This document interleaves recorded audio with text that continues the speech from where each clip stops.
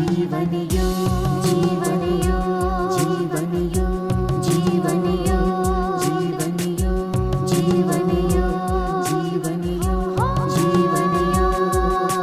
धर्म अर्थ और काम मोक्ष का राजमार्ग है योग। धर्म अर्थ और काम मोक्ष का राजमार्ग है योग। चित्त की चंचलता यहाँ मिटे, मन को भीतर शांति मिले। ओम सहना भवतु सहनौ भुनक्तु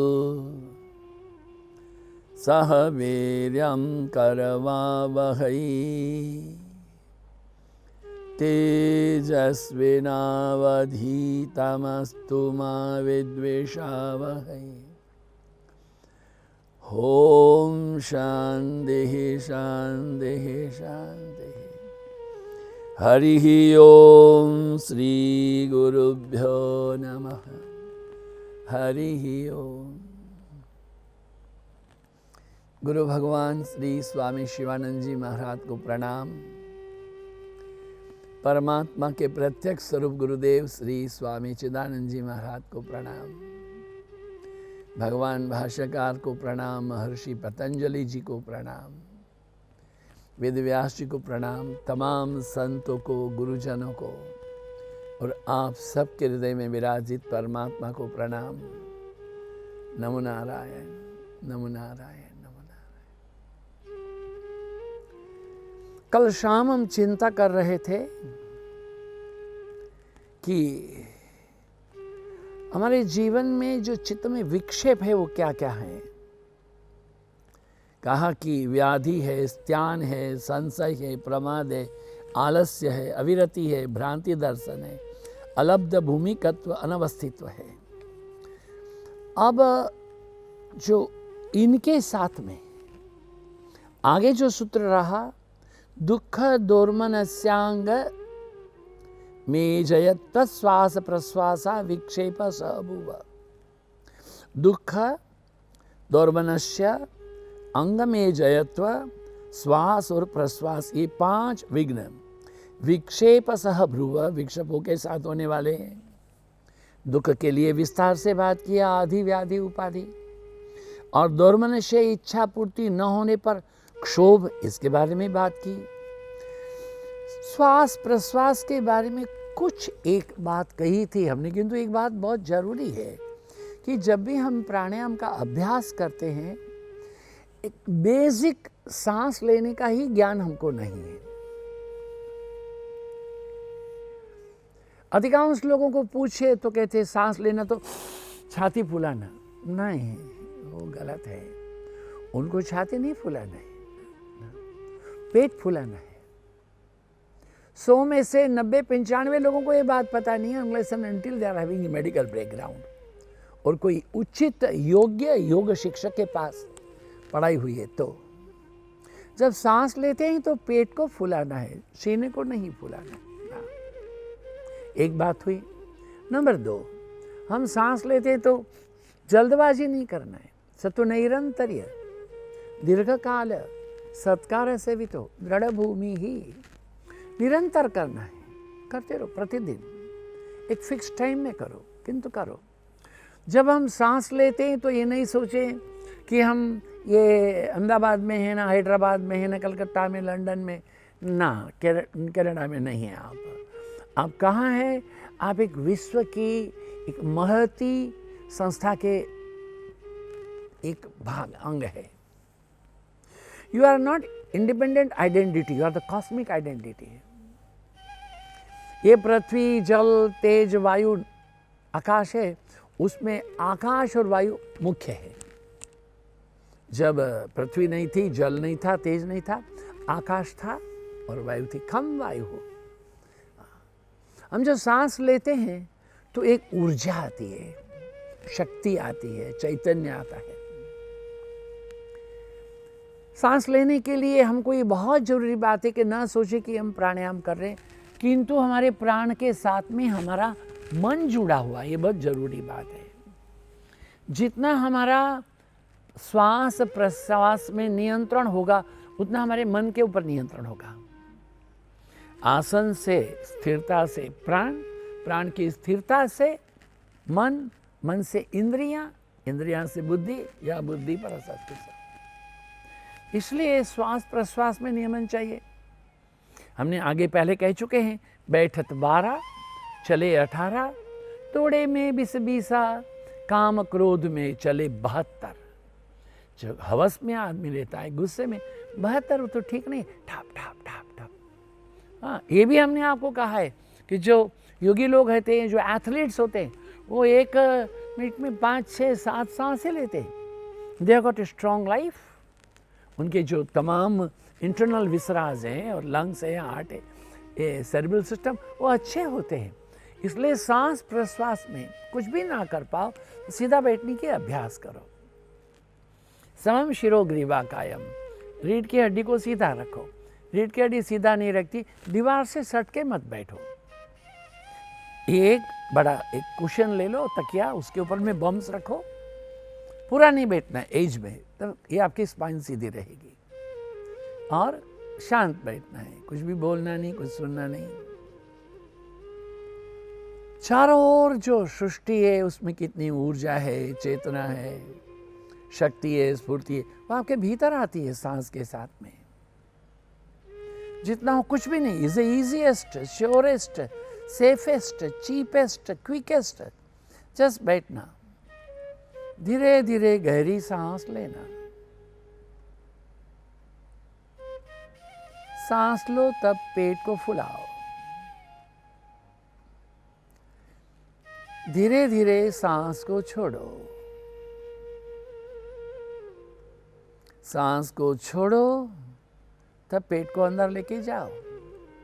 keep on doing every day, start your day with that. बिस्तर से उठने के साथ में आपाधापी मत करो। अगर कक्ष में और someone is sharing your room, बाहर जाओ, सीधा बैठो।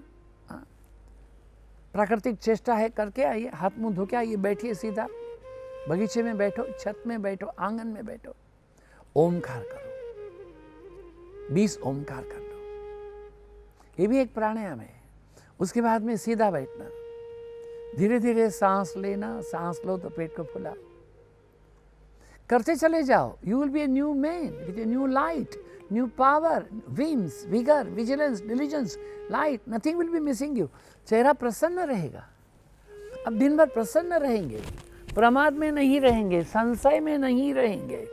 हाँ, मन में एक शक्ति, स्फूर्ति, ओजस की तैयारी। जो मन में संकल्प है करने के लिए, आप मन में संकल्पवान, ऐसा चेहरा कभी नहीं, उदास नहीं, खिन्न नहीं। प्राणायाम के अभ्यास से विक्षेप सह भुव, विक्षेपों का नाश होता है, जो हमारे भीतर के विक्षेप है। देखिए, ये बहुत जरूरी बात है कि हम थोड़ा ये उसको सोचें। अब जो 32वां आगे वाला जो श्लोक, उसको थोड़ा सूत्र को समझना चाहिए। तत्प्रतिषेधार्थम एकत्वात् तत्वाभ्यास, ये बहुत जरूरी बात है समझना। क्या कहा है? तत्प्रतिषेधार्थम एकत्वात्। तत्प्रतिषेधार्थम का क्या मतलब हुआ? उसको दूर करने के लिए, जिसको दूर करने के लिए इन व्याधि, आदि, उपाधि, संशय जो हमने पहले कहे ना, उनको तो एकत्वत्वाभात, कि एक ही तत्व का अभ्यास करना चाहिए। एक ही तत्व। ये मन हमेशा वैविध्य चाहता है। मैं बहुत गंभीर बात बोल दूं, बुरा नहीं लगाना। ये पुरुष लोगों को हर नया स्त्री में रुचि रहती है, किंतु उसको कान पकड़ के सोचना पड़ेगा। और रोज नई माँ नहीं ला सकता है, न रोज नए पिता ला सकता है, न रोज अपने बच्चे नहीं कर। वो हमारे जीवन के अविभाज्य अंग है। माता है, पिता है, पत्नी है, बच्चे हैं, उनको तो ये इसी तरह से आपकी जो जीवन साधना है, उसकी एक प्रणाली को पकड़ो। रोज नई नई पब्लिसिटी होती रहती है, हाँ, 3 दिन में कुंडलिनी जागरण लोग करते, होता है क्या 3 दिन? 3 जन्म में भी होगा कि नहीं, अल्लाह मालिक ना। इट्स ऑल पब्लिसिटी, पता नहीं कितने कितने ढोल बजा करके, और जो बजाने वाले उनके जीवन को देखो, टीका टिप्पणी करेंगे। किंतु आपको जहां पर भी श्रद्धा हो, एक ही गुरु को पकड़ करके उनके द्वारा जो आदेश है, गुरुराज्ञां विचारणीयम्, उसी को पकड़ के करो। ये पतंजलि कहते हैं, एक ही तत्व का अभ्यास करना। इसके पूर्व जो चर्चा की वो तमाम अध्यात्म साधना के पथ में चित्त विक्षिप्त होता है।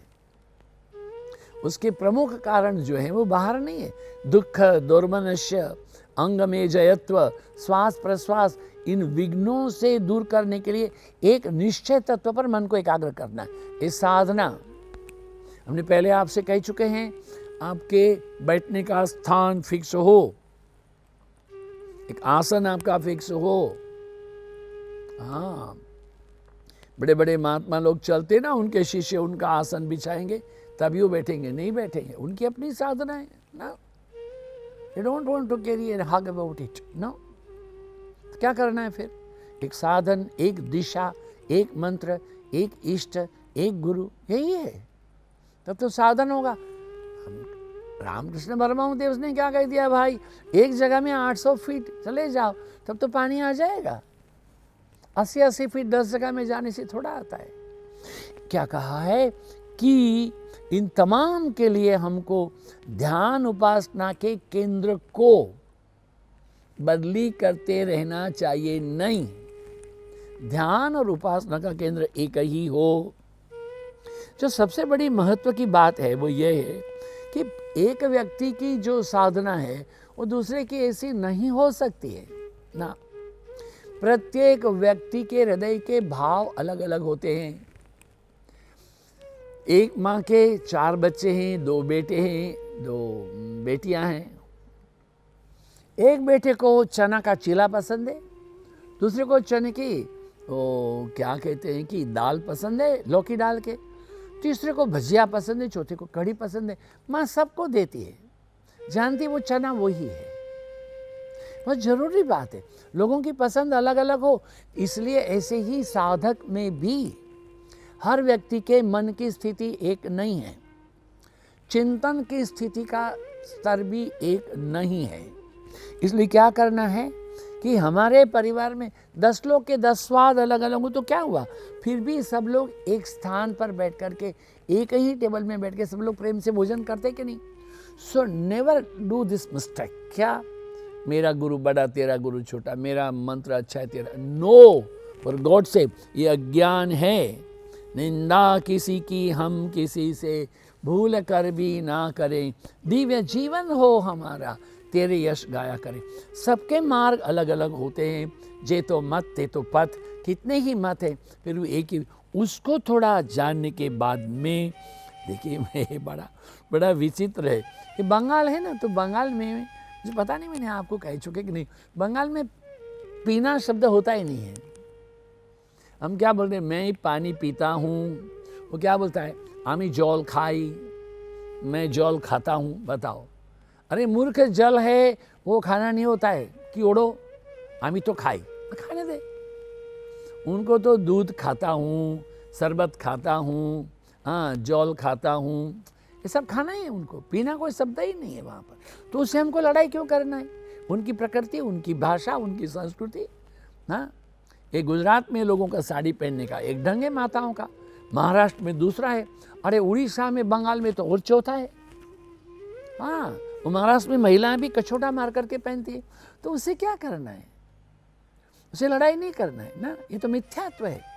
आप अपने तत्व को देखना, किसको देखना है? ये हमारे भीतर जो अंतःसत्व चेतना है उसको देखना है, बाहर के आडंबर को नहीं देखना है। इसलिए पतंजलि क्या कहते हैं कि मुद्दा क्या है, हमारी विचारधारा का है, फेनेटिज्म का नहीं है ना, नहीं करना। पतंजलि कहते हैं एक को ही लगो, किसी की टीका निंदा मत करो। यस, ईश्वर के दर्शन के लिए प्रारंभ सर्व में दर्शन करते करते करो। ईर्ष्या, असूया, बेर, जेर, अशांति जब नहीं रहेंगे, अंतर मम विकसित करो अंतर तरह, अंतर शुद्ध हो जाएगा, प्रतिबिंब अपने से आएगा। जी, हेतु क्या है? हमारे जीवन की शांति भंग नहीं होनी चाहिए।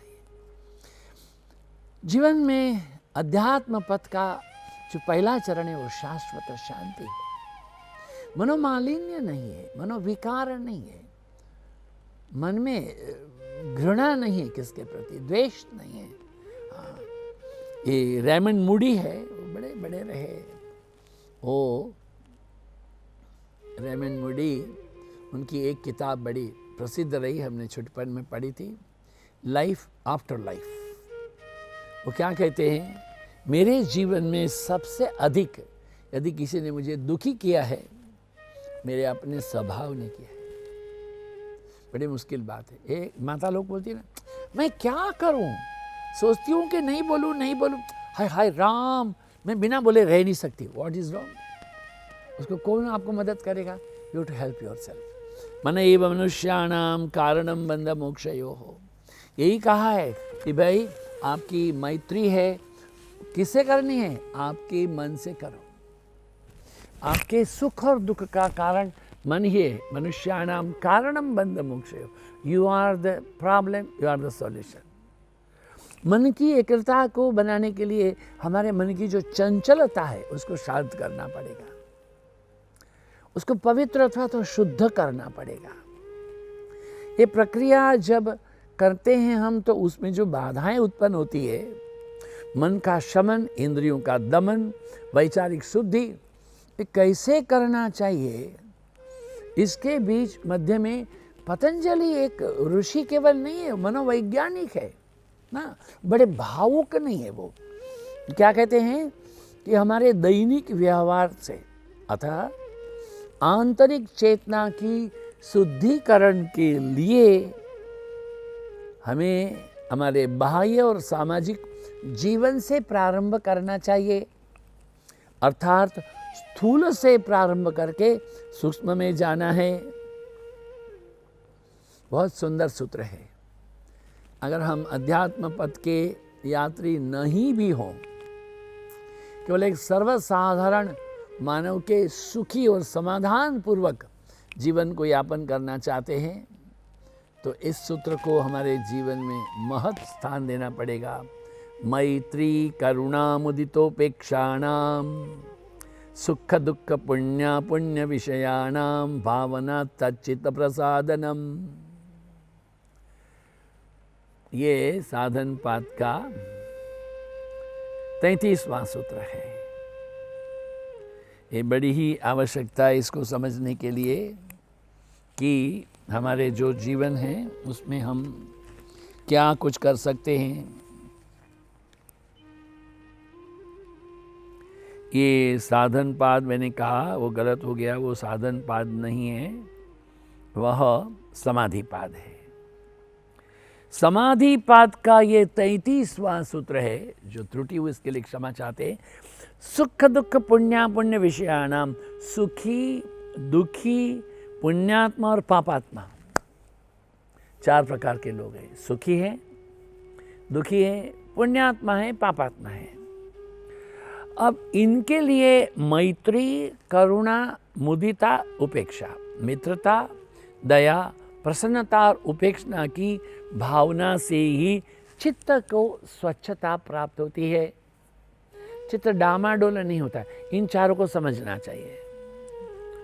सुखी लोगों के साथ में मैत्री करने से ये सुखी लोगों के साथ में, जो बड़ा पैसा वाला है उसकी दोस्ती, मन जिसका शांत है उसके साथ में। दुखी मनुष्यों के प्रति सद्भावना, यहाँ मैं दया शब्द बोलना नहीं कहूँगा, क्योंकि भगवान श्री रामकृष्ण परमहंस देव ने कहा ये दया करने का अधिकार एक भगवान का है, हमारा नहीं है। नहीं। प्रभु तुम अंतर्यामी, दया करो हे स्वामी। प्रभु तुम अंतर्यामी, प्रभु तुम अंतर्यामी। प्रभु तुम अंतर, वो ही दया करने का अधिकारी है। हम अपने आप को दया नहीं बोलना चाहिए, अपने आप को करुणा कहना चाहिए, सद्भाव कहना चाहिए। वो दुखी है, आई लव यू। क्यों?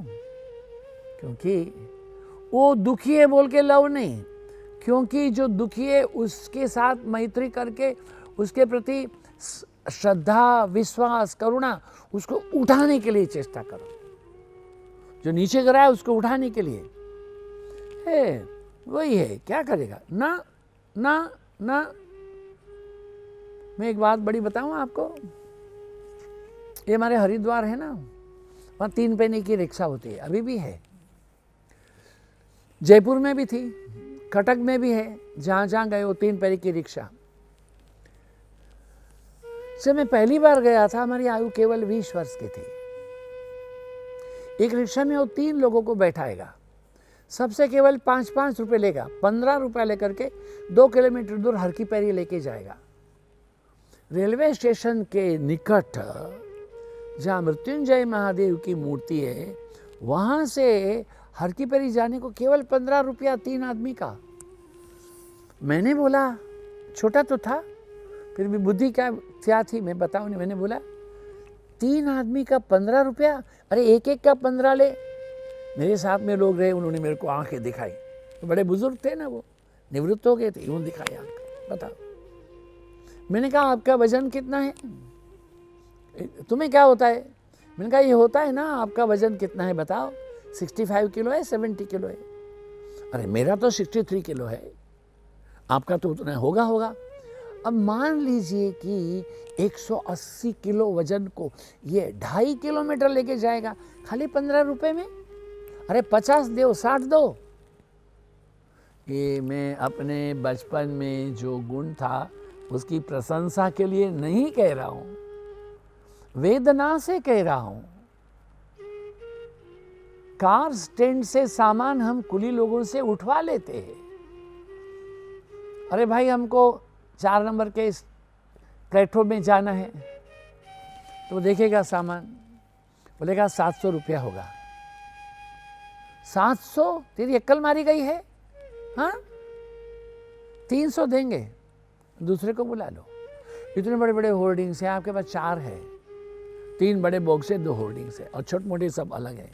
बोले रेडी लाने पड़ेगी, 1 से हमको 4 तक जाना है, अकेले से गुजारा नहीं बनेगा, एक और चाहिए। कम से कम एक का अगर 50 किलो से कम है तो 50 रुपया देना है, कम से कम। और ये तो आपके तो कितने हैं, 150, 200 किलो का वजन है। अरे ये मैत्री, करुणा, मुदिता सूत्र नहीं है, जीवन जीने का राजमार्ग है। उसको पूछो कितना पैसा होगा, 700, ठीक है ले चल। कुछ भी लड़ाई मत करो, दे दो 700। उसने मजदूरी की, नहीं तो आप लाओ ना, रेकड़ी पकड़ के आप जाओ ना, हाथ फेल हो जाएगा आपका। आप मानते हो कि वो 500 रहे तो ब्याज भी है, तो 200 अधिक दिया। तो आप तो होटलों में जाके खाना खाते हो कि नहीं? जितना बड़ा होटल उतना बड़ा टिप। हाँ, एक साधारण खाने का, लल्लू चप्पू खाने का 2200 रुपया लेते हैं। कोई होटलों में 7,500-8 हज़ार रुपया लेते हैं। अभी 6 लोग मिलकर के गए, 50,000 का बिल बनता है, उसको 500 रुपया दे के आते हो टिप। क्यों? उसने क्या किया? मजदूरी की है क्या? ये फैंसी मत करो। जीवन में सुख और शांति, समृद्धि का उदारता है, मैत्री क्या है, इसको थोड़ा समझना चाहिए। ये बड़ा मुश्किल काम है। हमारी जो स्वभाव है ना, बड़ा विचित्र स्वभाव है। किसको पूछ ले, अरे भाई तुम क्यों दुखी हो? अरे क्या बोले यार, वो बंदा सुखी है, उसको देख देख के मैं दुखी होता हूँ। किसकी प्रगति को देख करके हमको सुख नहीं होता है। जैन मतावलंबी क्या कहते हैं, उसको अनुमोदना कहते हैं। कोई खुशी है तो उसको प्रसन्न होना, फील हैप्पी। किसके अच्छे कार्य, किसके अच्छे उत्कर्ष, अभ्युदय, सद्भावना को अपने जीवन में अपनाए और आनंद माने। बहुत कुछ कहना है, आज पूरा नहीं होगा, कल मिलेंगे तो बात करेंगे, ठीक है। ओम पूर्णमदः पूर्णमिदं पूर्णात् पूर्णमुदच्यते पूर्णस्य पूर्णमादाय पूर्णमेवावशिष्यते। ओम शांति शांति शांति। हरि ओम श्री गुरुभ्यो नमः। धन्यवाद, आप सबकी उपस्थिति के लिए धन्यवाद, आप सबके समय दान के लिए धन्यवाद, आप सबके हृदय में विराजित परमात्मा को प्रणाम। नमो नारायण, नमो नारायण।